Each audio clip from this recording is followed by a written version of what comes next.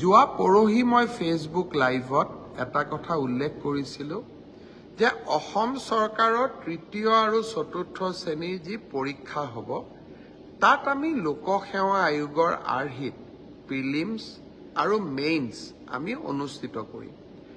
দুই এজন ব্যক্তিয়ে মোক জনাইছে যে পৰীক্ষাত নতুন নিয়ম এই বছৰ কৰিব নালাগে, কাৰণ আৰু যিহেতু 2 মাহ আছে, গতিকে আমি পুৰণা বা আগৰবাৰৰ দৰে পৰীক্ষা পতাটো উচিত হ'ব। আমাৰ চৰকাৰখনে সদায় ৰাইজৰ কথা শুনিবৰ বাবে চেষ্টা কৰে, কাৰণ আমি বিশ্বাস কৰোঁ লাও যেনেকৈ পাতৰ তলত থাকে, চৰকাৰো ৰাইজৰ তলত থাকে, ৰাইজৰ ঊৰ্ধত নহয়। যিসকলে মোক এই পৰামৰ্শটো দিছিল, দুই এজনে অলপ গালিগালাজো কৰিছে আৰু কিছুমানে ভালকৈ পৰামৰ্শটো দিছে। গালিগালাজ কৰা